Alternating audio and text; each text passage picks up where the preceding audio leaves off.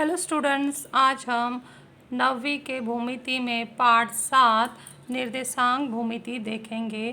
Coordinate geometry से अंग्रेजी में कहते हैं।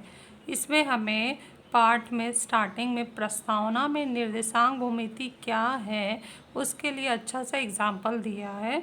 वह एग्जाम्पल की जानकारी आप अपने इस आलेख बुक में लिखो, इसलिए मैंने उस एग्जाम्पल को एक प्रश्न के रूप में ढाला है।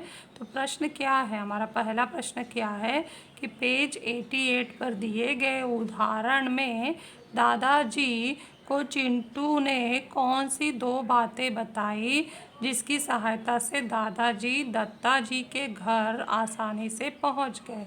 अब ये क्या है, कहाँ पेज 88 और क्या उदाहरण है वो हम देखते हैं। उससे पहले बच्चों, ये निर्देशांक भूमिति शुरू करने के लिए आप लोगों को ये 50 पेज का आलेख बुक खरीद लेना है, जो 9वीं कक्षा में पाठ 7 निर्देशांक भूमिति के लिए बहुत ही ज़रूरी है। तो जैसे ही ये वीडियो आप लोगों को भेजा जाएगा पढ़ने के लिए, तो आप लोगों के पास है तो ठीक है, नहीं है तो ख़रीद लेना है और ख़रीद के आप लोगों को जो पढ़ाया जा रहा है उसको इस तरह से लिखना शुरू कर देना है। पहले पेज पे नाम, रोल नंबर, विषय सब लिखते हुए, क्लास, डिवीज़न लिखते हुए, उसके बाद आप लोगों को इंडेक्स में इस पार्ट का नाम और हेडिंग डालते जाना है कि कौन कौन सा हेडिंग आपने किस डेट को पढ़ा है, वो तारीख डाल देना है। तो हम पहले प्रश्न का उत्तर डिस्कस करते हैं। पहला प्रश्न का उत्तर आपको इस किताब में इसी पेज पर, पेज नंबर 88 पर मिलेगा, जहाँ पर ये हमारा पाठ 7 निर्देशांक भूमिति की जानकारी दी गई है। जहाँ हम देख रहे हैं कि एक चित्र उदाहरण के रूप में दिया गया है। एक बिल्डिंग, जो सोसाइटी का बिल्डिंग है, उसके सामने जो ग्राउंड है वहाँ बच्चे कुछ खेल रहे हैं और दादाजी आए हैं वहाँ पर चिंटू से पूछे हैं कि दत्ता जी का घर कहाँ है। तो दत्ता जी ने इशारा यहाँ ऊपर की तरफ किया है कि दूसरी मंजिल पर है। तो दादाजी वहाँ देखे कि दूसरी मंजिल यहाँ है, तो दूसरी मंजिल पर यहाँ 5 दरवाजे, 5 खिड़कियाँ दिख रही हैं। तो किस किस पे वहाँ जाना है और कौन सा घर है। तो यानी एक बार जो उन्होंने दूसरी मंजिल का नाम लिया चिंटू ने, तो उससे प्रॉपर समझ में नहीं आता है कि वो घर कौन सा होगा, क्योंकि वहाँ 5 घर हैं। तब दादाजी ने पूछा कि वहाँ तो 5 खिड़कियाँ हैं, तो दत्ता जी का कौन सा खिड़की है। तो उसने बताया है कि बाईं ओर से, यानी हम बाईं इस तरफ देखें बाईं, तो बाईं ओर से तीसरी खिड़की जो है वो हमारा दत्ता जी का है। तो आप वहाँ जा सकते थे। यह जानकारी सुनकर दादाजी आसानी से दत्ता जी के घर पहुँच जाते हैं। तो अर्थात किसी भी चीज़ का जो पता लगाना है, जो भी एड्रेस है, या मान लो कि हमारे कोई प्रतल में कोई बिंदु है, तो उसे हमें अगर समझाना है कि उसका सही जगह क्या है, तो कम से कम हमें क्रमवार 2 सूचना तो देनी ही चाहिए, तभी वह आसानी से उस बिंदु का पता लगा सकते हैं। तो इसका उत्तर हमें यहाँ लिखना है। मैंने उदाहरण समझा दी हूँ, उत्तर इस प्रश्न का यहाँ लिख दिया है, वो मैं पढ़ देती हूँ कि दादाजी को चिंटू ने दत्ता जी के घर का पता में 2 महत्वपूर्ण बात बताई। उनका घर सोसाइटी के दूसरी मंजिल पर है तथा बाईं ओर से तीसरी खिड़की दत्ता जी की है। इन 2 बातों का उपयोग कर दादाजी आसानी से पहुंच गए। तो आपको ये पहले पार्ट का जो 88 पेज पर उदाहरण है, 7वें पार्ट का पहले प्रश्न का उदाहरण पढ़ के ये उत्तर इस तरह से लिख लेना है। यह उदाहरण भूमिति में किसकी मूल संकल्पना है। तो यह उदाहरण निर्देशांक भूमिति की मूल संकल्पना है। यानी भूमिति हम अभी तक पढ़ रहे थे, लेकिन एक भूमिति का एक नया भाग निर्देशांक भूमिति आ रहा है, तो उसको समझाने के लिए यह उदाहरण बहुत ही अच्छा उदाहरण है। जैसे दत्ता जी के घर के पता के लिए ज़मीन से दूसरी मंजिल और बाईं ओर से तीसरी खिड़की, इन 2 क्रमवाचक संख्याओं का उपयोग करना पड़ा। यानी उदाहरण दिया जा रहा है कि इस उदाहरण में क्या खास बात है। तो जब हम दत्ता जी का घर बताना था, तो हमने 2 बार संख्याओं का ही उपयोग किया, दूसरी मंजिल और तीसरी खिड़की। देखें तो ये दोनों भी संख्याएं हैं, क्रमवाचक संख्याओं का उपयोग किया। वैसे ही किसी भी प्रतल में बिंदु को दर्शाने के लिए एक नहीं दो क्रमवाचक संख्याओं की आवश्यकता होती है।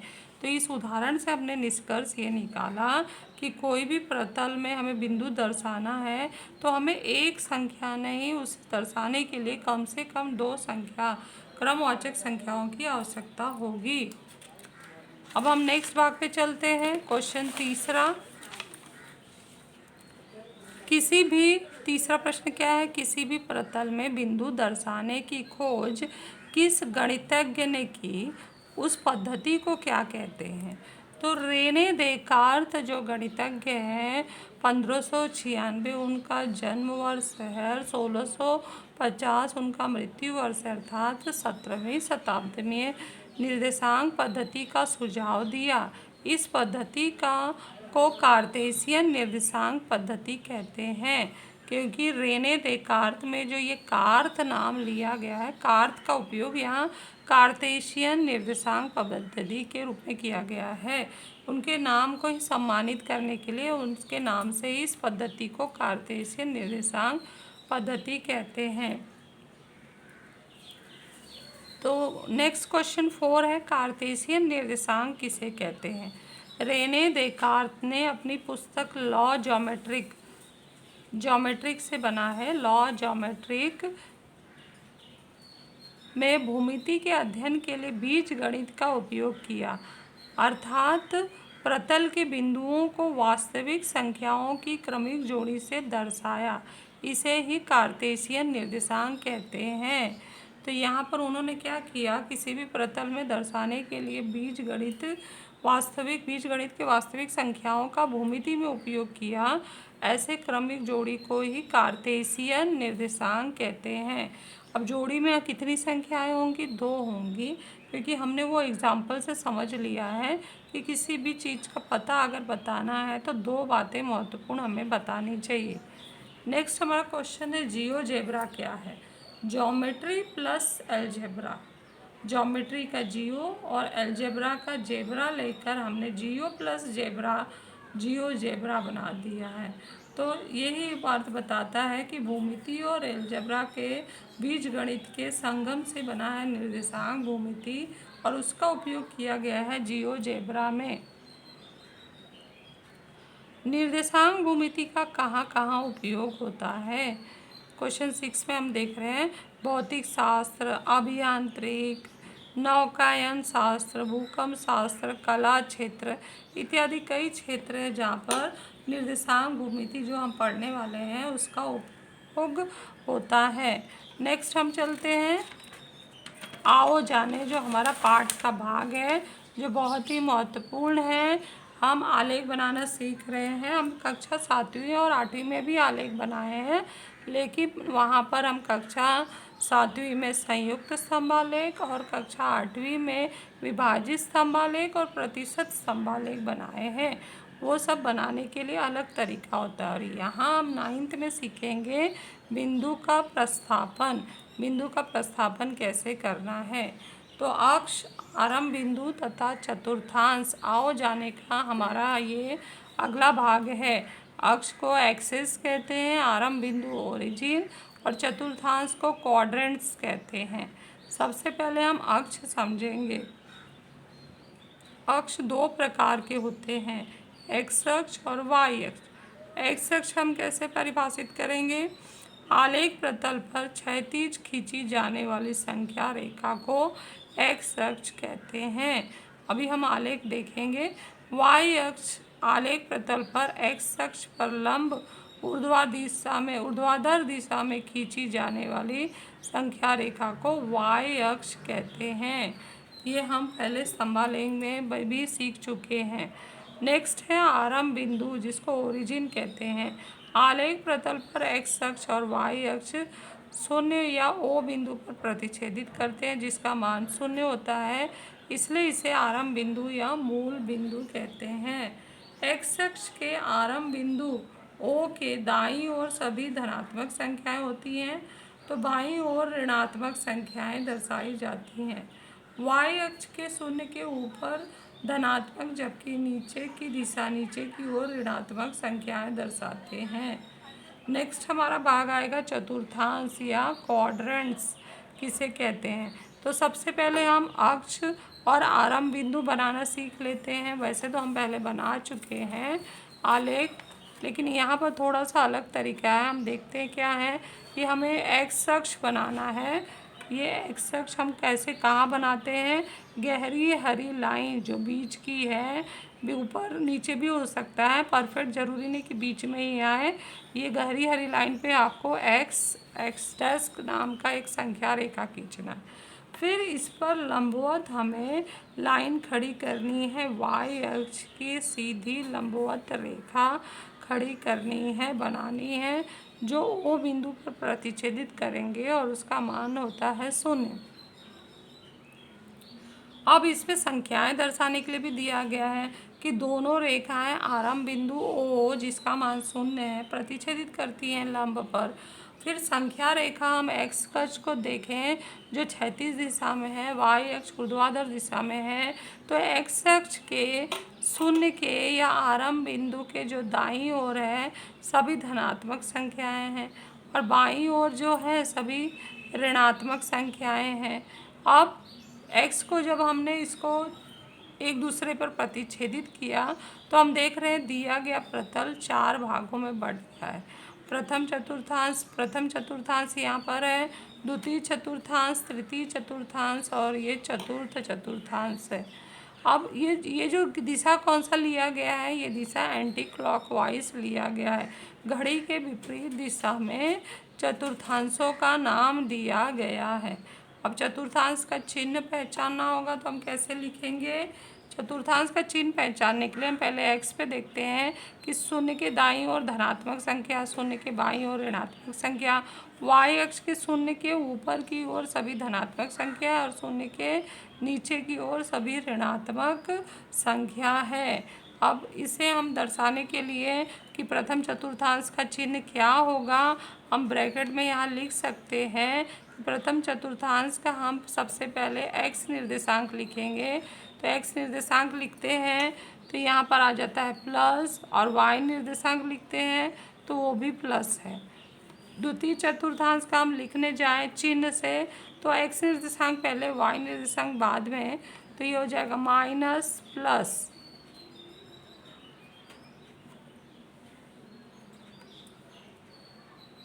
तृतीय चतुर्थांश का हम देखते हैं, इसका हम चिन्ह लिखने जाएं तो एक्स का निर्देशांक लिखेंगे माइनस, और ये हो जाएगा सेकंड, इसका भी माइनस ही है, वाई अक्ष पर माइनस माइनस। फोर्थ हम लिखने जाएं इसका तो एक्स निर्देशांक का चिन्ह प्लस है, वाई निर्देशांक का चिन्ह माइनस है। तो मतलब हम ये जो प्रतल बना हुआ है, ये पूरा प्रतल है, एक्स अक्ष और वाई अक्ष खींच देने से 4 भाग, 1 2 3 4 भाग बन जाता है। प्रत्येक भाग का यहाँ एक्स भाग और वाई भाग है, प्रत्येक भाग का एक्स भाग वाई भाग, ये प्रत्येक भाग का एक्स भाग वाई भाग, प्रत्येक भाग का एस भाग वाई भाग।